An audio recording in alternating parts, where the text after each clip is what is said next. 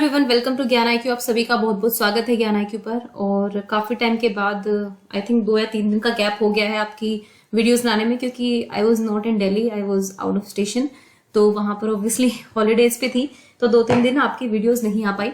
कोई बात नहीं, चलिए नेक्स्ट हम स्टार्ट करेंगे। आज का जो टॉपिक रहेगा हमारा वो रहेगा जेंडर यानी कि लिंग।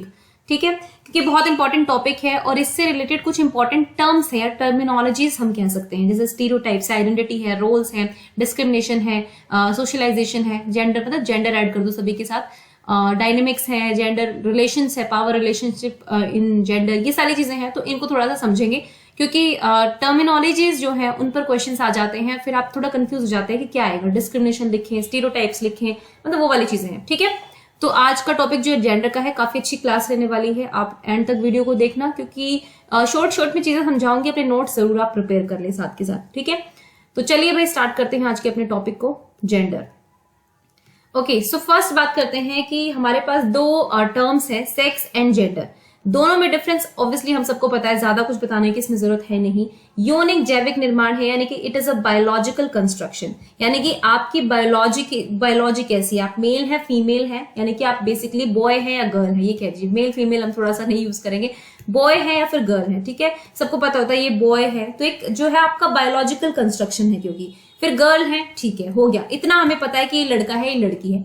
लेकिन जब हम एक सोशल आइडेंटिटी बना देते हैं इनके साथ, यानी कि आप केवल लड़की नहीं है, बल्कि आपकी लड़की होने के लिए आपके पास बहुत सारी चीजें हैं, और दूसरी चीज ये है कि आप लड़की हैं तो आपको ये वाली चीजें करनी है, क्योंकि आप लड़की हैं तो आप ये चीजें नहीं कर सकती हैं। जब ये इस तरह की चीजें आपके साथ बाउंड हो जाती हैं, आप लड़की हैं, आप स्कूल नहीं जाएंगे, पहले हम लड़कों को प्रेफरेंस देंगे, आप लड़की हैं, आप साइंस में अच्छी नहीं हो सकती, आप आर्ट सीखिए, आप होम साइंस वगैरह करिए, आप लीडरशिप नहीं कर सकती हैं। या फिर आप बॉयज हैं तो आप बहुत ही स्ट्रांग हैं, आप स्ट्रांग हैं तो आप जो है लीडर बन सकते हैं। तो ये जो चीजें चलती है ना, ये बेसिकली जेंडर का निर्माण करती है, यानी कि लिंग का निर्माण करती है। And it is a socially constructed identity. हम सबको पता है कि ये सामाजिक रूप से निर्मित होता है, यानी कि क्योंकि आपकी जो बायोलॉजी है वो इस तरह की है कि आप बॉय या गर्ल है, तो इसी से जो है आप एक रोल असाइन कर देते हैं, आप रोल कर देते हैं, आप एक जेंडर की आइडेंटिटी क्रिएट कर देते हैं, तो वो जेंडर कहलाता है। बेसिकली जो सोशली कंस्ट्रक्टेड आइडेंटिटी होती है, ठीक है, सामाजिक रूप से निर्मित होती है।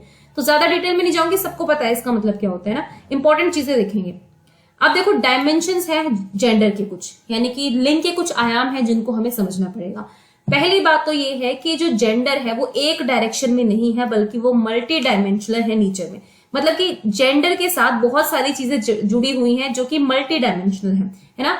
आप इसको केवल एक आयाम के रूप में नहीं दे सकते हैं, बल्कि इसके बहुत सारे आयाम होते हैं। इसके साथ एक पहचान जुड़ी होती है, इसके साथ एक भूमिका जुड़ी होती है, इसके कुछ ओरिएंटेशंस होते हैं, इसके साथ कुछ स्टीरियोटाइप जुड़े हुए होते हैं। तो आप कह सकते हैं कि जेंडर बीच में है, तो इससे रिलेटेड टर्मिनोलॉजीज, इससे रिलेटेड मिथ्या धारणा, बहुत सारी चीजें जो है इससे जुड़ी होती है। So it is multi dimensional in nature, it is not one dimensional, it has 3 dimension. Basically इसके 3 डायमेंशन है। जो हम मेन डायमेंशन की बात करेंगे उसकी बात करते हैं।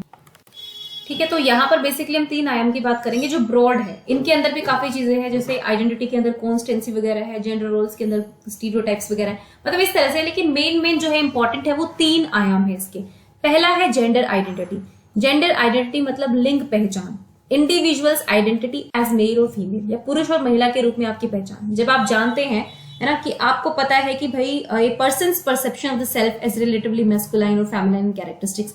जब आपको ये पता है कि मेरी क्या परसेप्शन है मेरे बारे में, कि मैं फीमेल हूं या मैस्कुलाइन हूं, मतलब मेरी फेमिनाइन कैरेक्टरिस्टिक्स है या फिर मैस्कुलाइन कैरेक्टरिस्टिक्स है, जब ये पता चल जाता है तो ये आपकी जेंडर आइडेंटिटी होती है, लिंग पहचान, कि आप बेसिकली एक मेल है या फीमेल है। फिर आता है जेंडर रोल। फीमेल्स और मेल्स परफॉर्म और act in a certain manner which is socially और कल्चरली अप्रोप्रिएट। अब जेंडर रोल्स की बात आती है, क्योंकि आपने पहचान तो कर ली कि भाई मैं लड़का हूं, लड़की हूं, लेकिन उसके बाद मेरे रोल क्या है, जो किसी सामाजिक या सांस्कृतिक रूप से उचित है, वो वाले मेरे रोल्स क्या क्या होंगे, तो वो जेंडर रोल्स की बात करते हैं। फिर आते हैं जेंडर ओरिएंटेशन की तरफ, यानी कि लिंग अभिविन्यास की तरफ, कि आप किसकी तरफ अट्रैक्टेड हैं। आप फीमेल है तो क्या आप फीमेल्स की तरफ ही अट्रैक्टेड है, या फिर आप मेल्स की तरफ है, या फिर अगर मेल्स है तो सिर्फ मेल्स की तरफ है या फीमेल्स की तरफ भी है। बेसिकली अपने ही जेंडर के लोगों की तरफ आप अट्रैक्टेड है, या फिर आप अदर जेंडर के लोगों की तरफ अट्रैक्टेड है ना। हम कहते हैं ना सेक्सुअल ओरिएंटेशन और जेंडर ओरिएंटेशन, ये वाली बात होती है। So gender identity, gender role and gender orientation, ये 3 इस डायमेंशन है जेंडर के। ओके, इनके अंदर ही काफी चीजें उनको समझेंगे। अब जरा मैं आपको कुछ बताऊंगी, कुछ इंपॉर्टेंट टर्मिनोलॉजीज हैं, ये कुछ 4-5 कुछ टर्म्स ढूंढ कर मैंने लिखी है आपके लिए। तो ये क्वेश्चंस आ सकते हैं इनके ऊपर, क्योंकि हर चीज का मतलब थोड़ा थोड़ा डिफरेंट है, तो वो आपको पता होना चाहिए क्या चल रहा है ना। ऐसा ना हो कि आपके लिए क्वेश्चन आया, आप उसी में जेंडर टाइपिंग भी लगा रहे हैं, डायनेमिक्स भी लगा रहे हैं कि ठीक है भाई ये तो सब कुछ स्टीरियोटाइप लगा देते हैं कुछ बच्चे, कि कुछ भी क्वेश्चन आए आप सीधे स्टीरियोटाइप आंसर लगा देते हैं। ऐसा नहीं होता है, कई बार आपके सामने ऑप्शंस जो है वो अलग तरीके से आ सकते हैं, तो आपको इन सभी टर्मिनोलॉजीज के बारे में पता होनी चाहिए। पहली है जेंडर टाइपिंग, देन है सोशलाइजेशन, देन है स्टीरियोटाइपिंग, उसके बाद डायनेमिक्स, डिस्क्रिमिनेशन या कॉन्स्टेंसी, यानी कि पहले टाइपिंग को टाइपिंग ही बोलते हैं हिंदी में, फिर सोशलाइजेशन मतलब लिंग समाजीकरण, फिर लिंग संबंधी रूढ़ी या लिंग रूढ़िबद्धता, उसके बाद लिंग गतिशीलता यानी कि डायनेमिक्स, उसके बाद डिस्क्रिमिनेशन यानी कि भेदभाव, लिंग भेदभाव, और उसके बाद कॉन्स्टेंसी यानी कि लिंग स्थिरता। ओके, सो ये कुछ टर्म्स है। सबसे पहले बात करेंगे हम जेंडर डायनेमिक्स जेंडर टाइपिंग की।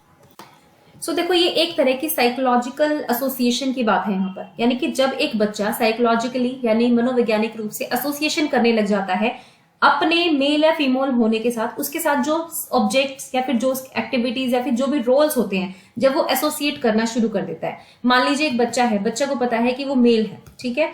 अब मेल के लिए ऑब्जेक्ट्स टॉयज कौन कौन से होंगे, तो उसको पता है दिमाग में कि हाँ मैं मेल हूं तो मैं कार से खेलूंगा, मैं बैट बॉल ही खेलूंगा, मैं गुड़िया नहीं लूंगा, क्योंकि उसको पता है कि गुड़िया लूंगा तो वो सोशली करेक्ट नहीं होगी। तो बेसिकली उसने अपने साइकोलॉजिकली यानी कि मनोवैज्ञानिक रूप से उसने एसोसिएशन कर ली है कि मुझे किस ऑब्जेक्ट के साथ एसोसिएट होना है, मुझे कौन सी एक्टिविटी के साथ साथ बिठाना है, कौन से रोल्स मुझे अपनाने हैं, है ना। मतलब जो भी मेरा बायोलॉजिकल एक सेक्स है उसके साथ मुझे जो है बाहर के ऑब्जेक्ट्स, एक्टिविटीज और रोल्स को कैसे एसोसिएट करना है। ऑब्वियसली जेंडर टाइपिंग जो है वो सोशलाइजेशन के थ्रू ही आती है एक बच्चे के अंदर, ठीक है।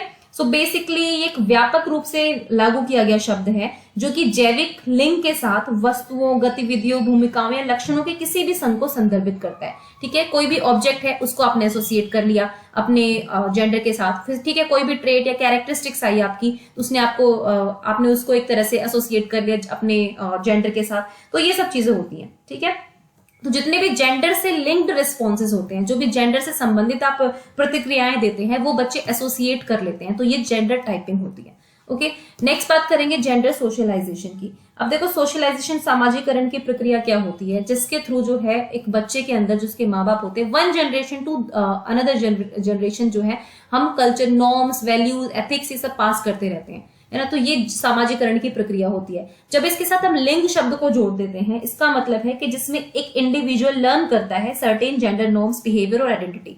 देखो जेंडर टाइपिंग जब बच्चा एसोसिएट करता है, क्यों एसोसिएट करता है, क्योंकि उसकी सोशलाइजेशन ऐसी होती है, क्योंकि उसको घर में सिखाया जाता है कि बेटा तुम लड़के हो, तुम्हें रोना नहीं है, तुम्हें गुड़िया के साथ नहीं खेलना है ना। वो वाली बात है, क्या लड़कियों की तरह रो रही हो, इस तरह की चीजें बोली जाती है, तो बच्चा टाइपिंग करना शुरू कर देता है। तो देयर इज अ डिफरेंस, है ना, हल्का सा डिफरेंस समझने की कोशिश करना। सोशलाइजेशन वो प्रोसेस है जिसमें बच्चा नॉर्म्स वगैरह लर्न करता है अपनी फैमिली से, अपने रिलेटिव से, अपने आसपास के एनवायरनमेंट से, और उसके बाद वो एसोसिएशन जब करने लग जाता है तो वो उसकी टाइपिंग बच जाती है। लेकिन क्योंकि जिस प्रोसेस के थ्रू जो है इंडिविजुअल जो है एक सर्टेन जेंडर के बिहेवियर को, उसके नॉर्म्स को याद करने लगते हैं, वो सोशलाइजेशन होता है, ठीक है। मतलब बेसिकली उनके अंदर ट्रांसफॉर्मेशन होता है जब इस चीज को, उसको हम सोशलाइजेशन कहते हैं। अब बात करते हैं जेंडर स्टीरियोटाइप्स। सो देखो लिंग संबंधी रूढ़ियां, ये बेसिकली क्या होती है कि एक माइंडसेट जो होता है ना पहले से बना होता है। एक माइंडसेट है मेरा कि भाई लड़के जो हैं वो रोते नहीं है, ये मेरा माइंडसेट पहले से बना हुआ है। तो पहले से जो रूढ़ियां बनी हुई है, जो बेसिकली धारणाएं जो पहले से बनी हुई है मेल और फीमेल के बारे में, उनको हम जेंडर स्टीरियोटाइप्स बोलते हैं। लड़कियां जो है साइंस में अच्छी नहीं होती है, मैं जनरल एक चीज बोल रही हूँ, ठीक है। ये मेरा स्टीरियोटाइप है ना। जेंडर स्टीरियोटाइप हो सकते हैं, कास्ट स्टीरियोटाइप्स होते हैं। मतलब स्टीरियोटाइप्स बेसिकली पहले से बनी बनाई जो धारणाएं आपके मन में होती हैं, ये भी सोशलाइजेशन के थ्रू ही आती है। तो इनको हम स्टीरियोटाइप्स कहते हैं कि लिंग संबंधी रूढ़ियां, है ना। कोई भी चीज आपने बोली, किसी चीज के बारे में, मेल के बारे में बोली, फीमेल के बारे में बोली, जो कि सोशली अप्रूव्ड है ना, लड़कियों को छोटे कपड़े नहीं पहनने चाहिए या इस तरह की जो भी चीजें हैं, तो ये एक तरह से आपकी जेंडर स्टीरियोटाइपिंग होती है, यानी कि over simplified understanding of males and females and the differences between them. क्या क्या इनके बीच जो है डिफरेंसेस हैं, ओके, और क्या क्या लड़कियां कर सकती हैं, क्या क्या लड़के कर सकते हैं, लड़कियों को ये करना है, लड़कों को ये नहीं करना है, दोनों की बात हो रही है यहाँ पर। तो ये जो पहले से बनी बनाई धारणाएं होती हैं, लिंग संबंधी रूढ़िवादिता इसको बोला जाता है, यानी कि जेंडर स्टीरियोटाइप्स इसको बोला जाता है।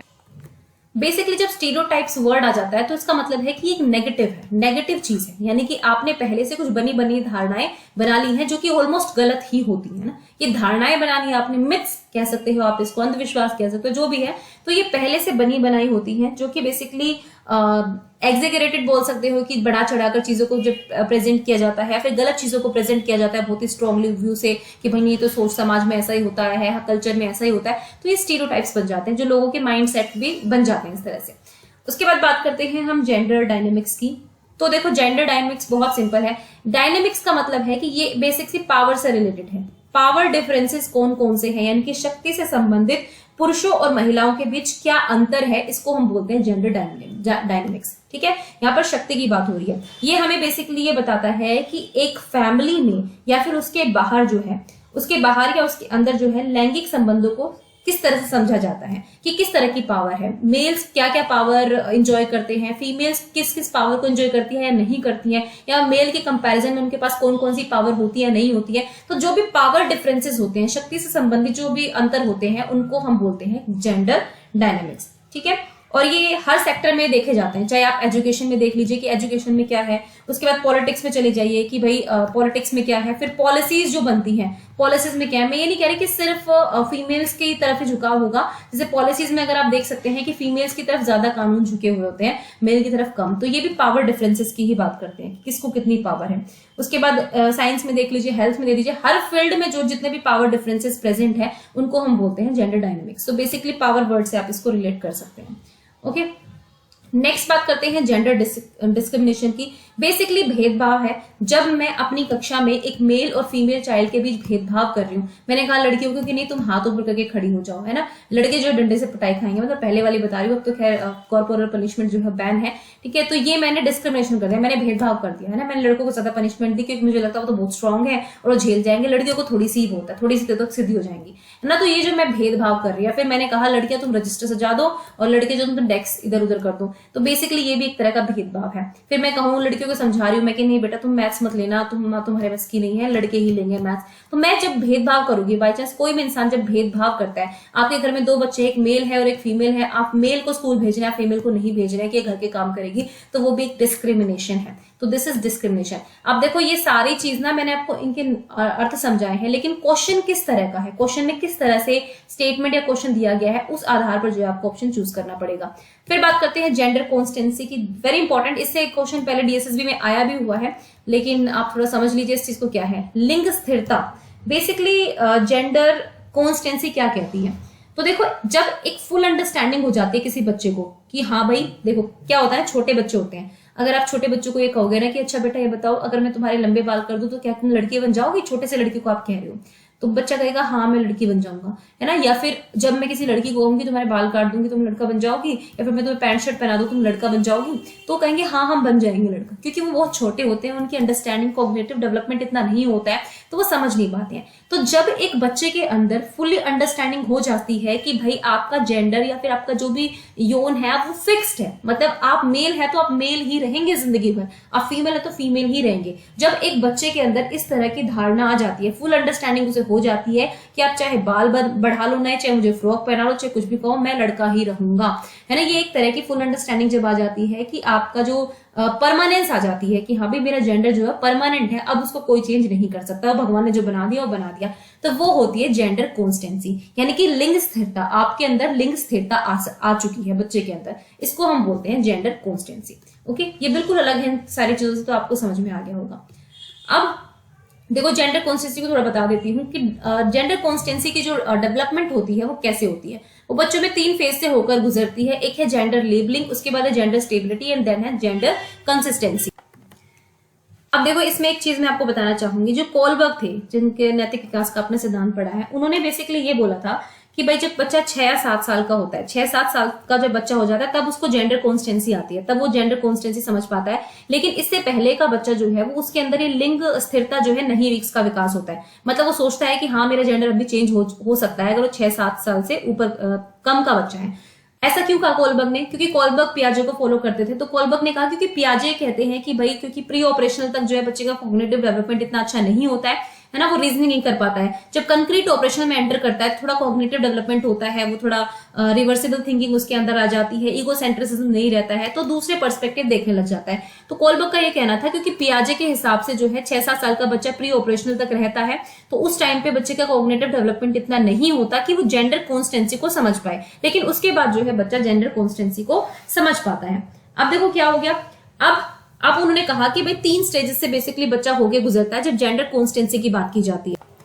अब देखो जेंडर लेबलिंग क्या होती है। जब एक बच्चा जो है प्री स्कूल ईयर्स में होता है, बेसिकली जो अर्ली प्री स्कूल ईयर्स होते हैं, है ना, आप कह सकते हो 2.5-3 साल का बच्चा जो होता है, अर्ली प्री स्कूल ईयर्स जो है, उसमें क्या होता है कि बच्चा लेबल कर सकता है कि ये, अगर आपने कहा किसी लड़के को दिखाकर ये बताओ ये लड़का है कि लड़की है, तो बच्चा लेबल तो कर देगा, हाँ ये लड़का है, लड़की है ना, उसने कह दिया ये लड़की है। अब आप उससे पूछोगे अच्छा बेटा अब तुम ये बताओ ये लड़की बड़ी होके क्या डैडी बन सकती है ना, या फिर लड़का है बड़ी होके मम्मी बन सकता है लड़का, तो बच्चे यहाँ पर क्या कहते हैं कि हाँ भाई हाँ बन सकता है। मतलब वो लेबल तो कर पाते हैं कि मेल और फीमेल है, लेकिन थोड़े से ही इंसिस्टेंस आप थोड़ा सा उसको वो कहेंगे क्या ये ऐसा हो सकता है, क्या वो लड़का से लड़की बन सकता है, कोई भी एग्जाम्पल देकर, तो कहेगा हाँ यस, उसका बहुत ही ईजी आंसर होगा यस, क्योंकि उसको बिल्कुल भी सेंस नहीं होती कि हाँ लड़का लड़की में या लड़की लड़के में कन्वर्ट हो सकती है। उसके बाद स्टेबिलिटी की एज है। स्टेबिलिटी में बेसिकली यहाँ पर क्या होता है, एक पार्शियल अंडरस्टैंडिंग आ जाती है, थोड़ी थोड़ी अंडरस्टैंडिंग आ जाती है परमानेंस ऑफ सेक्स की, है ना, कि हाँ भाई ठीक है ये लड़का है लड़की रहेगा।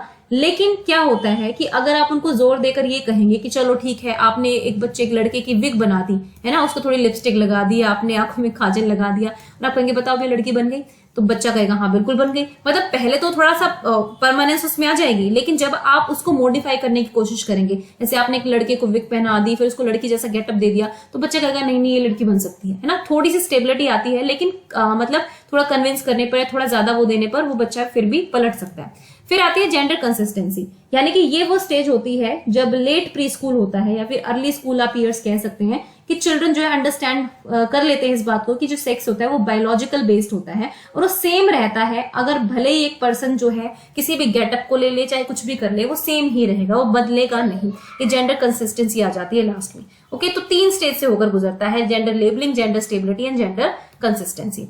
आई hope I am clear to all of you. Next gender needs की बात करेंगे। There are 2 type of needs, basically 2 तरह की नीड्स होती हैं, लिंग जरूरतें आप कह सकते हैं। एक होती है प्रैक्टिकल जेंडर नीड्स और एक होती है स्ट्रेटेजिक जेंडर नीड्स। प्रैक्टिकल मतलब व्यवहारिक लिंग जरूरतें। It targets at addressing the immediate needs of women and man for improving the lives of women. Basically जो एक्चुअल में जो इमीडिएट यानी कि जल्दी से जल्दी जो आपको जो वुमेन के आसपास से रिलेटेड होती है, बेसिकली उसकी सराउंडिंग की जो भी नीड्स होती है, वुमेन के बिल्कुल इमीडिएट जो नीड्स होती हैं, तत्काल जरूरतें जो होती हैं औरतों या महिलाओं की जिंदगी को सुधारने के लिए, उसको हम बोलते हैं प्रैक्टिकल जेंडर नीड्स। लेकिन जब हम स्ट्रेटेजिक जेंडर नीड्स की बात करते हैं तो इसका मतलब ये है कि आपको ट्रांसफॉर्म करना पड़ेगा, आपको बदलना पड़ेगा अनइक्वल पावर रिलेशनशिप। देखो अब मैं इसमें एक डिफरेंस समझाती हूँ। प्रैक्टिकल का मतलब ये है कि विमेन को भी हेल्थ अच्छी मिलनी चाहिए जितनी मैन को मिल रही है ना। एक घर में 2 बच्चे हैं तो एजुकेशन दोनों को मिलनी चाहिए। ये बिल्कुल इमीडिएट नीड्स है, यानी कि तत्काल जरूरत है। पढ़ाई है, लिखाई है, अच्छी हेल्थ दोनों को मिलनी चाहिए, है ना, दोनों में बराबरी होनी चाहिए। लेकिन जब ये चीज हो जाती है, जब प्रैक्टिकल नीड्स आपकी पूरी हो जाती है, फिर आप स्ट्रेटेजिक की तरफ जाते हैं, है ना। जैसे कि आप कहेंगे कि नहीं भाई इक्वल अगर काम है तो मेल और फीमेल को इक्वल पे मिलनी चाहिए, वो वाली बात। तो ये स्ट्रेटेजिक जेंडर नीड्स बन जाती है। ठीक है, तो मतलब हम कह सकते हैं कि जो रोटी कपड़ा और मकान वाली बात है ना, वो पहले पूरी वो होगी, फिर हम आगे की तरफ बढ़ेंगे। तो प्रैक्टिकल जेंडर नीड्स जो कि बच्चे जो बिल्कुल तत्काल जरूरतें होती है महिलाओं की या पुरुषों की जो भी है ना। और उसके बाद स्ट्रेटेजिक जेंडर नीड्स की हम बात करेंगे जब हम आगे पॉलिटिक्स में, पावर में, है ना, और इनके राइट्स में जब घुस जाते हैं आगे जाके, वो स्ट्रेटेजिक जेंडर नीड्स हो जाती हैं। तो इस चीज को याद रखना। नेक्स्ट है जेंडर रोल। अब देखो जेंडर रोल क्या है, लिंग भूमिकाएं। जेंडर रोल्स आपके बेसिकली सोसाइटी डिसाइड करती है कि किस जेंडर को किस तरह से बिहेव करना है। So are at set of societal norms dictating the type of behaviour which are generally considered acceptable, appropriate और desirable for people based on their actual और परसीव्ड सेक्स और सेक्सुअलिटी। बेसिकली जो भी आपका सेक्स है या फिर जो भी आप मेल है या फीमेल है, उसके हिसाब से जो भी सोसाइटी में नॉर्म्स बनाए गए हैं कि आपको इस तरह का बिहेवियर करना है जो एक्सेप्टेबल भी हो, अप्रोप्रिएट भी हो और वांछनीय भी हो, यानी कि डिजायरेबल भी हो, तो वो होता है gender roles. These gender roles are constructed and not a natural phenomena। ये मैंने पहले बता दिया कि जेंडर रोल्स जो है वो कंस्ट्रक्ट किए जाते हैं बाय सोसाइटी और कल्चर, लेकिन ये नेचुरल नहीं है। अगर कोई लड़की बहुत कमजोर है तो इसका मतलब लड़कों के पास फिजिकल अगर अपीयरेंस उनका कमजोर है, जो कि बायोलॉजिकल आप देखते हैं, लेकिन उसको फिर आप जोड़ देते हैं कि नहीं कमजोर है तो ये काम कर ही नहीं पाएगी, तो वो रोल में बन जाता है। तो दैट मीन्स कि वो भगवान ने जो आपको इक्वल बनाकर भेजा है उसमें obviously physical appearance are not equal, I am not saying that, लेकिन कहने का मतलब ये है कि जब आप ये कह देते हैं कि नहीं क्योंकि आपको भगवान ने ऐसा ही बनाया है तो आप इस हिसाब से ही बिहेव करेंगे ना, आप सारी चीजें भूल जाते हैं, स्ट्रेंथ भूल जाते हैं, क्योंकि एक विल पावर होती है, ये सारी चीजें बहुत अफेक्ट करती है आपके वर्क परफॉर्मेंस के ऊपर। तो बेसिकली जेंडर रोल्स जो है वो कंस्ट्रक्ट किए जाते हैं। ओके, इसमें ज्यादा बताने की कोई खास जरूरत नहीं है। अब देखो जेंडर रोल्स जो है वो लर्न कैसे किए जाते हैं, लिंग भूमिकाएं कैसे सीखी जाती है। Gender roles are passed on through generation, socialisation होता है, मैंने कहा पीढ़ी दर पीढ़ी जो है उसको सीखा जाता है। From age of 3 children are able to start becoming aware of the difference between girls and boys based on the actions of parents and nature of environment। 3 साल का बच्चा, 2.5-3 साल का बच्चा समझ जाता है कि हाँ भाई क्या लड़के लड़की में डिफरेंस है, किस तरह का बिहेवियर हमें करना है, किस तरह के टॉयज हमें लेने हैं, है ना, मुझे चिल्लाना है, इसको नहीं चिल्लाना है, उन्हें सब पता चल जाता है कि कौन कौन सा बच्चा जो मतलब अगर मेल है फीमेल है तो किस तरह का बिहेव करेंगे, क्योंकि वो अपने पेरेंट्स को करते हुए देखते हैं। अगर आप 3 साल के बच्चे से ये कहोगे ना बेटा पापा खाना बनाएंगे, अगर घर में मम्मी खाना बना रही है ना, वो कहेंगे कि पापा खाना बनाते हैं कि मम्मी, वो कहेगा मम्मी, क्योंकि पापा बना सकते हैं, नहीं पापा नहीं बना सकते, मम्मी बनाएगी, क्योंकि उन्होंने देखा अपने पेरेंट्स के बिहेवियर को, है ना, और उनका जो एनवायरमेंट है वो उनको इस चीज की गवाही देता नहीं है। तो ये एक चीज है। नेक्स्ट है जेंडर स्कीमा थ्योरी की बात कर लेते हैं। बेसिकली ये एक इंफॉर्मेशन प्रोसेसिंग अप्रोच है जेंडर टाइपिंग को लेकर, that combines social learning and cognitive development feature. देखो अब यहाँ पे 2 तरह की चीजें एनवायरमेंट, एक तो है सोशल लर्निंग। सोशल लर्निंग से आप जो है यहाँ पर बेंडोला को याद कर सकते हैं कि बच्चा अपने जो इमीडिएट एनवायरमेंट है या फिर सराउंडिंग में जो भी सीखता है, जो उसको सोशली रूप में लर्न होता है, वो इमिटेट भी करता है उसको, है ना, उसको ऑब्जर्वेबल बिहेवियर जो है उसको इमिटेट करता है, प्लस में उसका कॉग्निटिव डेवलपमेंट कितना हो रहा है, उससे उसकी समझ कितनी बन रही है, दोनों मिलके जो है जेंडर टाइपिंग करते हैं बेसिकली। क्योंकि देखो यहाँ पर इंफॉर्मेशन प्रोसेसिंग अप्रोच है, ये सिर्फ बिहेवियरिज्म को फॉलो नहीं करती कि भाई जो आपने देख लिया वही इमिटेट करेंगे, यहाँ पर बच्चे के कॉग्निशन का भी बहुत वैल्यू। मैंने आपको क्या बताया था कि टाइपिंग एक तरह का साइकोलॉजिकल एक माइंडसेट बनता है बच्चे का ना, साइकोलॉजिकली और मेंटली कैलकुलेट करते हैं। तो यहाँ पर वही होता है, जब बच्चे जो है आप मान लीजिए एक बड़ी छोटी ही एज में बच्चे जो हैं वो जेंडर टाइप जो प्रेफरेंसेस उनको पिक कर लेते हैं कि हाँ भाई ये मेरा रोल है, ये लड़के का रोल होगा, है ना। लेकिन इसका मतलब ये नहीं है कि जो भी उन्होंने सीखा है उसको रैंडमली वो परफॉर्म करते हैं, वो ऑर्गेनाइज करते हैं, जेंडर स्कीमास बनाते हैं। स्कीमा से आपको याद होगा है ना, थिंकिंग प्रोसेस जो है, मेंटल प्रोसेस जो है वो उनका बन जाता है दिमाग में कि ठीक है देखो ये रोल मम्मी ने ये वाला रोल किया, पापा ने किया, फिर वो ऑर्गेनाइज करते हैं कि लड़कियां जो है इस तरह से करती हैं, लड़का इस तरह से करता है, तो वो जो है वो धीरे धीरे साइकोलॉजिकली उस चीज को क्रिएट कर लेते हैं। तो स्कीमा थ्योरी यही कहती है कि जो आपका जेंडर रोल जो सोशल लर्निंग से आता है उसके साथ कंबाइन होता है आपका कॉग्निटिव डेवलपमेंट फीचर। जितना बच्चा जितना डेवलप होता चला जाएगा उतनी ही उसकी माइंडसेट जो है वो स्ट्रॉन्ग होते चले जाएंगे। तो it also integrate the various elements of gender typing into a unified picture of how masculine and feminine orientations emerge and are often strongly maintain. तो ये लिंग के विभिन्न तत्वों को एकीकृत तस्वीर में एकीकृत करता है, यानी कि आपने ये चीजें सीखी, आपने उसके बाद अपने दिमाग में इनको ऑर्गेनाइज किया, फिर इनकी स्कीम्स बना ली जिसको हम जेंडर स्कीमा बोलते हैं। जेंडर से रिलेटेड आप जब स्कीमास क्रिएट कर लेते हैं दिमाग के अंदर, ठीक है, तो ये जो है जेंडर स्कीमा थ्योरी आपकी बात करती है। जैसे इसका एक एग्जांपल देती हूँ, ठीक है। अब देखो एक बच्चा है ना, उसको अपने जेंडर जो स्कीमेटिक चाइल्ड होगा वो किस तरह से सोचेगा, वो एक लड़का है, ठीक है। आप उससे पूछेंगे कि आपको टॉय पसंद है, तो कहेगा हाँ बिल्कुल टॉय पसंद है। अब जो है जेंडर स्कीमा थ्योरी क्या कहती है, क्योंकि वो जब सोशल लर्निंग हो जाता है, कॉग्निटिव स्कीम्स उसकी डेवलप हो जाती है, फिर आप कहेंगे ठीक है आपको टॉय पसंद है, चलो ठीक है आप डॉल से खेल लो। तो बच्चा कहेगा नहीं मैं नहीं खेलूंगा डॉल से। क्यों नहीं खेलोगे? क्योंकि लड़के नहीं खेलते डॉल से, क्योंकि उसके अंदर एक स्कीमा क्रिएट हो चुका है, ठीक है। अब जब ए स्कीमेटिक बच्चा होता है, यानी कि जिसके अंदर स्कीमा क्रिएट नहीं होता, आप उससे पूछेंगे आपको टॉय पसंद है, वो कहेगा हाँ ले ये डॉल ले लो खेलो, तो बच्चा खेल लेगा, क्योंकि उसके अंदर अभी स्कीमा डेवलप ही नहीं हुआ, उसने कोई स्कीम ही नहीं बनाई है। जो बहुत छोटा बच्चा होता है ना, जो छोटे छोटे बच्चे होते हैं जिनके अंदर स्कीम्स अभी डेवलप नहीं हुई है, तो वो ए स्कीमेटिक चाइल्ड होते हैं। लेकिन स्कीमा थ्योरी जब है, स्कीमेटिक होने के बाद जो है बच्चे जब धारणाएं बना लेते हैं, उनके दिमाग में स्कीम्स फिक्स हो जाती है, उसके बाद जो है वो जेंडर अप्रोप्रिएट बिहेवियर जो है वो शो करते हैं, ठीक है। तो this is all about the gender schema theory. चलिए नेक्स्ट बात करते हैं gender auditing of classroom transaction, यानी कि कक्षा अंतःक्रिया का लिंक क्वेश्चन। क्या बोलते हैं इसको? देखो gender auditing of classroom transaction involves the process whereby teacher can examine the type of disparities that exist between boys and girls and analyse how they are constructed through curriculum transaction. Basically gender auditing, देखो budget में भी एक बात आई थी, आपने ध्यान किया हो तो जेंडर ऑडिटिंग क्या होती है कि आपको ये देखना है कि किस तरह से जो है बॉयज और गर्ल्स के बीच डिस्पैरिटीज यानी कि उनके बीच असमानताएं प्रकट होती है, उनकी जांच करते हैं। अब वो जेंडर ऑडिटिंग होती है। जब आप क्लासरूम में करेगा एक टीचर तो वो जेंडर ऑडिटिंग इन क्लासरूम हो जाएगा, ठीक है। तो याद रखो कि इसमें क्या होता है, एक टीचर जो है एग्जामिन करता है कि भाई कौन कौन सी डिस्पैरिटीज है लड़कों में लड़की में और किस तरह से वो कंस्ट्रक्ट हुई है करिकुलम के थ्रू और कैसे हम उनको रेक्टिफाई करते हैं। तो ये होती है आपकी जेंडर ऑडिटिंग, याद रखना।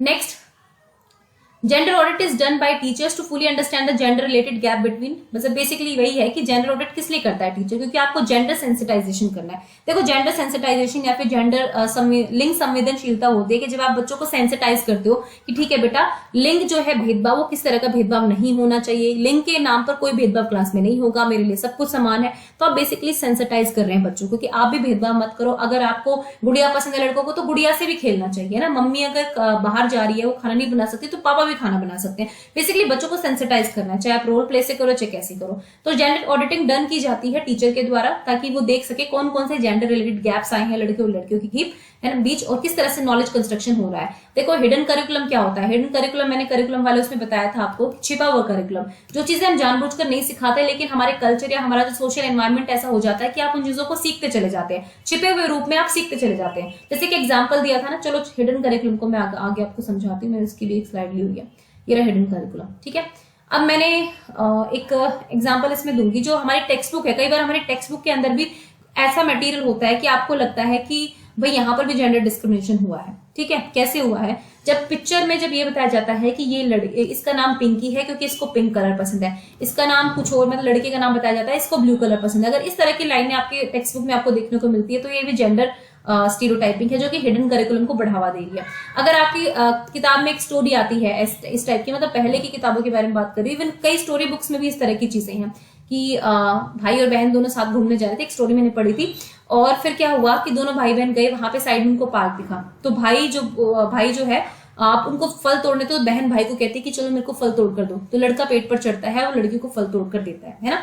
वहां पर भी मतलब टेक्स्ट रिव्यू एक किया था हमने जब मैं बीएलएड कर रही थी, तो टेक्स्ट रिव्यू में हमने ये देखा था कि जेंडर को किस तरह से क्रिएट जेंडर जो करिकुलम है वो किस तरह से आता है, मतलब हिडन करिकुलम किस तरह से उसमें था। तो उसमें मैम ने बताया था कि यहाँ पर भी, इस लाइन में भी कि लड़का पेड़ पर चढ़ा, उसने अपनी बहन को फल तोड़ कर दिए, इस लाइन में भी हिडन करिकुलम है। इससे क्या हो रहा है कि हाँ भाई, भाई जो है क्योंकि लड़का है स्ट्रॉन्ग है, वो पेड़ पर चढ़ सकता है, लड़की नहीं चढ़ सकती थी, इसलिए वो नीचे खड़ी रही, और भाई जो भी देगा उसको एक्सेप्ट कर लेगी। मतलब इस तरह की चीजें। अब ये ऑब्वियसली ये भी कॉन्ट्रोवर्शियल चीज है, लेकिन मैं आपको जस्ट एक एग्जाम्पल दे रही हूँ, ठीक है।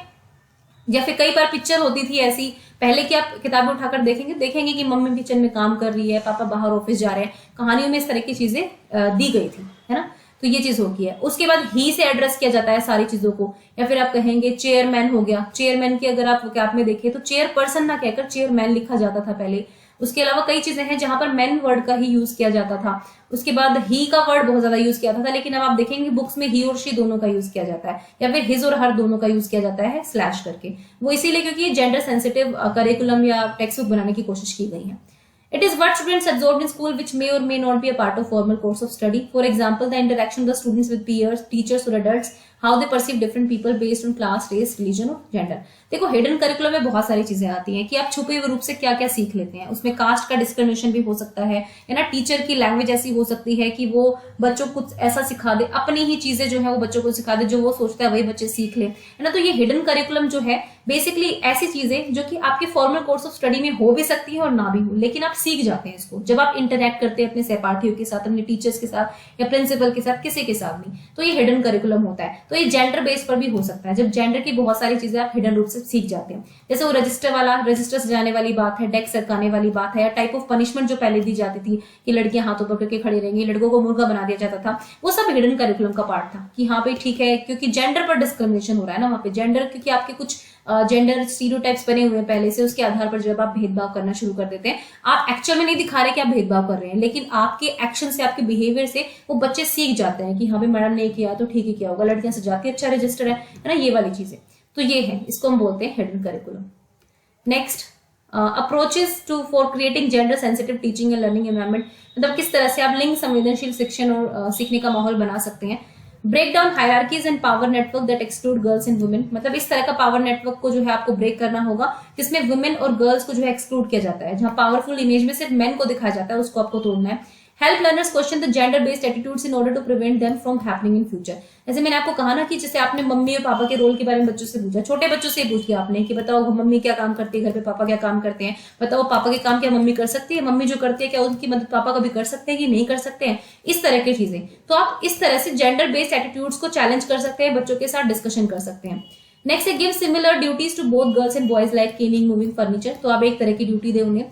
Use material that portray female and female male characters in equal numbers and involve in similar activities. मतलब जब भी आप कोई महान कहानियां कविताएं कुछ भी सुनाते हैं तो ऐसा कोशिश कीजिए कि आप मेल के भी एग्जाम्पल उतने ले जितने आप फीमेल के ले रहे हैं, या फिर फीमेल के भी उतने ले जितने आप मेल के रहे हैं, दोनों बराबर रखें। ऐसा ना दिखाएं कि मेल जो है वो ज्यादा डोमिनेट करते आए हैं और वो ज्यादा पॉपुलर रहे हैं, इस तरह की चीजें फीमेल की नहीं रही है, इस तरह से मना करें। मतलब बच्चों को सेंसिटाइज करने की कोशिश करें इसमें। ओके, नेक्स्ट है while curriculum transaction care should be taken to use gender neutral language। मैंने कहा था ना चेयरमैन की जगह चेयरपर्सन आप यूज करें। An attempt should be made to learn all students name, है ना, ऐसा ना कहो ये लड़की इधर आओ, ये लड़के इधर आओ, इस तरह की यूज ना करके बल्कि बच्चों के नाम लें आप। React positively to the responses of both boys and girls. अगर उन्होंने कुछ गलत भी कह दिया, स्टीरियोटिपिकल चीजें कह दी हैं, तो आपको धीरे धीरे क्वेश्चनिंग करके डिस्कशन करके उनको सही चीज पे लेकर आना है ना। उनको जस्ट ऐसा नहीं करना कि नेगेटिवली बोल के बैठा दिया, तुम तो लड़के तुम्हें कुछ नहीं पता है, तुम लड़के तुम्हें कुछ नहीं पता है, इस तरह की चीजें नहीं करनी है। Support and encourage both male and female learners to be class leaders. Class leader या क्लास मॉनिटर बनाते वक्त आप मेल और फीमेल दोनों को कंसीडर करें। ऐसा नहीं है कि सिर्फ मेल ही हैंडल कर सकते हैं, इवन फीमेल को भी मौका दें। ठीक है, तो भाई ये अप्रोचेस जो है आप अपना सकते हैं, इसके साथ और भी अप्रोचेस आप अपना सकते हैं। So this is all about the gender. जो भी रिलेटेड टर्म्स थी वो मैंने आपको बता दी हैं। आई होप कि ये वीडियो आपके लिए बहुत हेल्पफुल रही होगी, और जो भी आपकी छोटी छोटी बातें मैंने बताई हैं वो अपने नोट्स में आप जरूर शामिल कर लें उस चीज को। चलिए भाई, देन थैंक्स फॉर वॉचिंग ज्ञान IQ and do subscribe the channel also.